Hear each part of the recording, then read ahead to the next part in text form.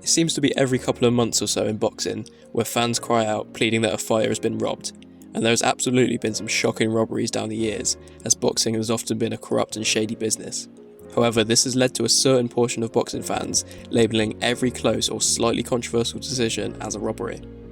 Boxing scoring is an imperfect science, subject to opinion and human error, so it's important to accept that you will not agree with every decision, but if the decision is ultimately based off solid reasoning, then a fight should not be labelled a robbery, even if you disagree. With that in mind, I thought it best to look back at some of the most high-profile examples from the past in order to discern the difference between a close fight and a robbery.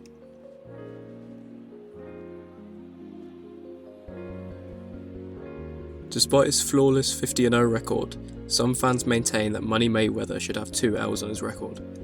The first coming back all the way in April 2002 for the WBC Lightweight Championship of the World against Jose Luis Castillo.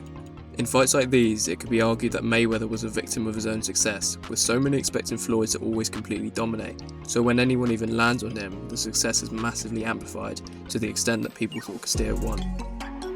And Castillo did have a lot of success, backing Pretty Boy Floyd up and landing eye-catching shots.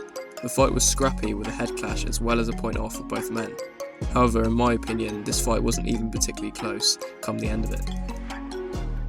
I'd go as far as to say that Floyd had a clean sweep of the first 5 rounds before Castillo started growing into the fight, and even then Floyd was never in serious trouble. I agree with the 2 judges that scored it 115-111 for Floyd, with the other having it 116-111. So there's no doubt for me that this fight was not a robbery.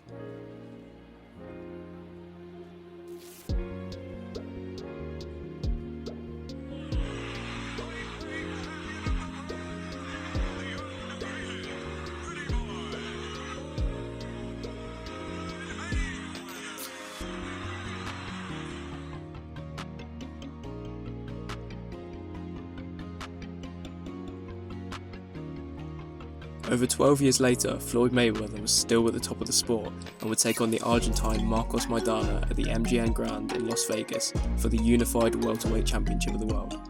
Maidana started fast and aggressively, forcing Floyd back to the ropes and making him look as uncomfortable as he had in the previous 12 years. I had Maidana 3-2 up through 5, but the commentary team had him 4-1 up or even 5-0 up. But from round 6, Floyd showed his greatness, regularly walking Maidana onto the counter right hand or check left hook and sweeping the remaining rounds of the fight. In the end, I had it 117-112. On the night, one judge had it even, overruled by the 2 remaining judges who scored about 117-111 and 116-113 respectively. Again, it was more of the surprise of Maidana having a reasonable amount of success that made this fight controversial, but in reality there should be no doubt over the winner.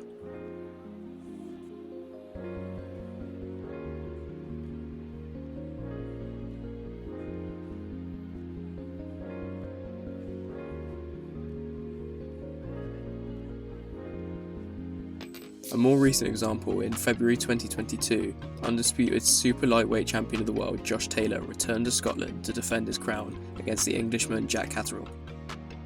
I won't dwell on this one for too long, it was an absolute robbery. There is no reasonable argument for Josh Taylor having won this fight. Catterall was sharp, accurate and clever, really controlling the fight, let alone the knockdown he scored in round 8.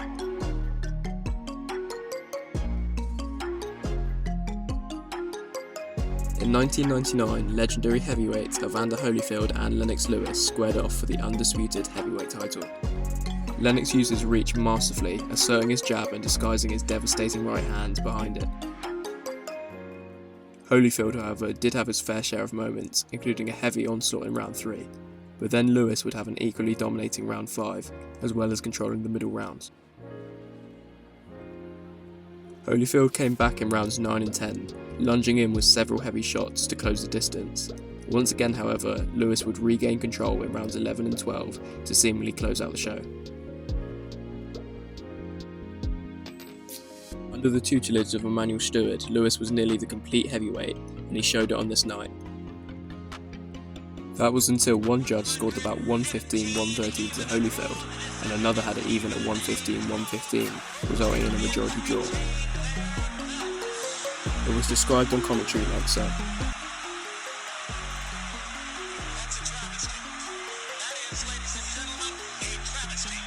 Outrage, a highway robbery.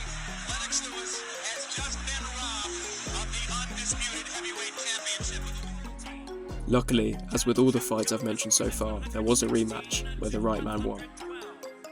Judging ringside, Bill Graham sees it 117 to 111. All three winner. And the undisputed heavyweight champion of the world, Lennox Lewis.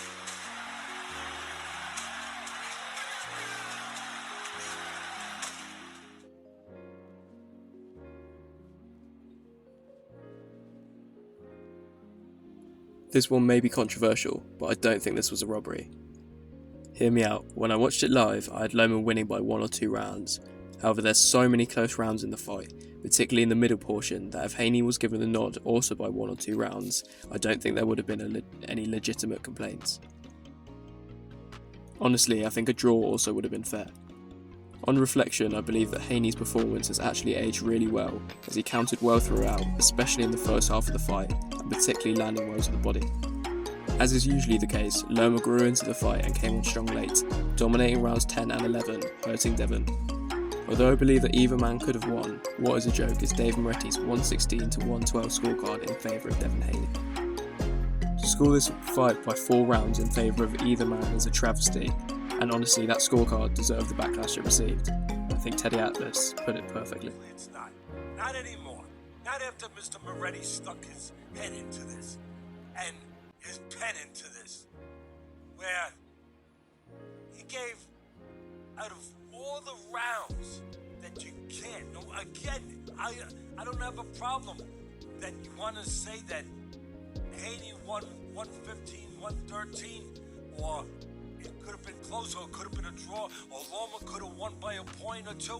No problem.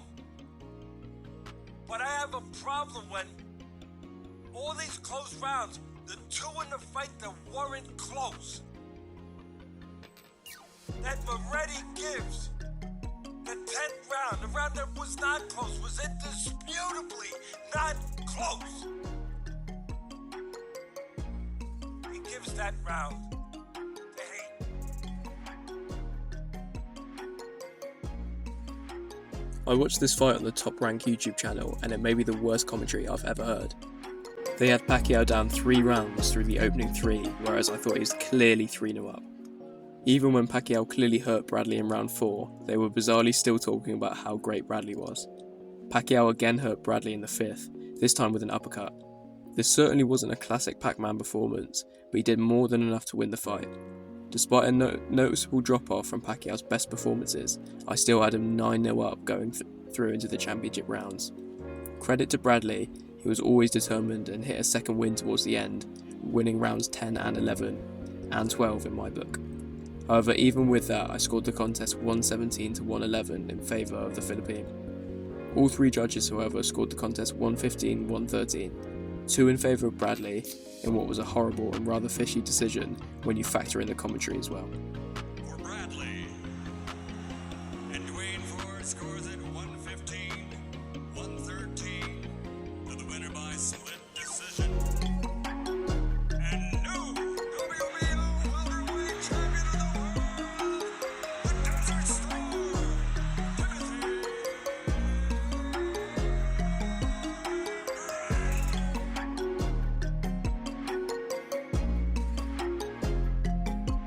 Poor Manny, featuring twice on this list on the wrong end of a decision is very unfortunate.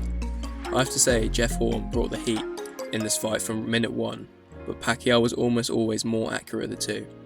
I had Horn winning the first, but Manny winning the next 4, and with round 5 being particularly close, but the Philippine put an exclamation point on it with a good flurry at the end of the round. There was a nasty clash of heads in round 6, which cut Pacquiao along his hairline, and Horn also landed a big right hand to win the round for me. Round 7 was similar, with another clash of heads cutting Manny across the other side of his forehead this time, and again, Horn's work rate nicked this round for him. Manny had his most dominant round in round 9, and it looked as though he was on his way to a stoppage victory.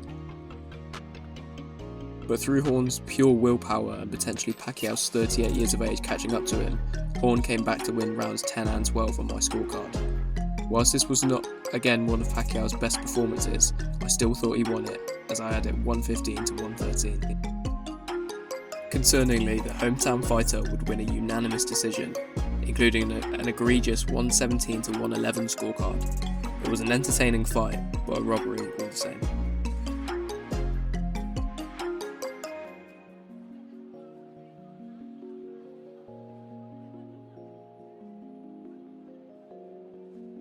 Hagler vs Leonard has been a fierce debate among boxing fans for up to 35 years now, and a classic example of the question of what is a robbery. Up until researching for this video, I had never watched the fight in full, assuming that the general consensus was correct and that Hagler was robbed. But then I scored it round by round. Hagler came out orthodox for the first 2 rounds, and I believe that cost him the opening stanzas of the bout.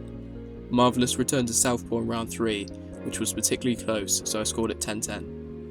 Hagler came on strong at the end of the 5th, but again I believe that Ray had already done enough in the round to win it. Round 6 was also close, but Ray finished the stronger of the 2, so again I gave it to Leonard. Beyond the halfway point, Sugar Ray would always look to clinch as he tired, likely due to his inactivity leading up to the fight. Hagler came on strong in round 7, and particularly 8 and 9, winning all 3. Leonard would throw in flurries, but he was clearly fatigued at this point. He dug in, with 10 being particularly close again, but I still leaned towards Hagler. Ray came back in the 11th as he put a lot of energy into it with more eye-catching flurries. But despite Leonard's showboating in the 12th, I think Hagler's work rate stole it. Therefore at the end I scored the bout 114 to 115 in favour of Sugar Ray Leonard. With so many close rounds it could have gone either way. But in such a close fight it can't be called a robbery. Once again there was one road card, 118 to 110 in favour of Leonard, which was just baffling.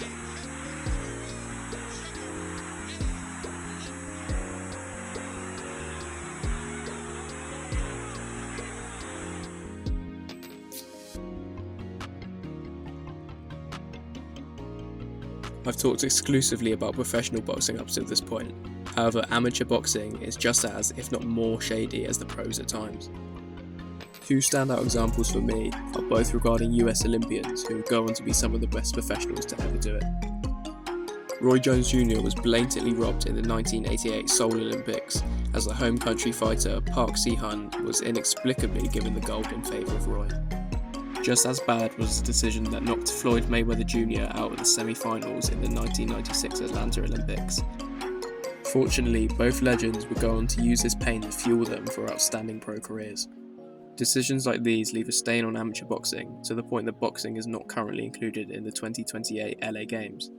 Legendary boxer Gennady Golovkin has been tasked by World Boxing to lead its Olympic Commission and oversee its relationship with the IOC in order to reinstate boxing into the Games. Hopefully this can be achieved in time.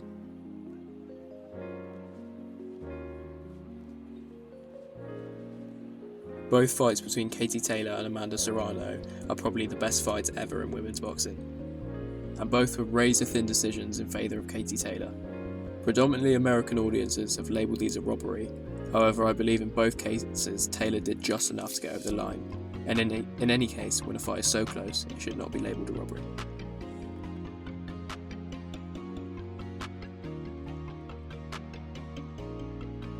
And finally, we have the brilliant contest for the undisputed light heavyweight championship between Dmitry Bivol and Arthur Beterbiev.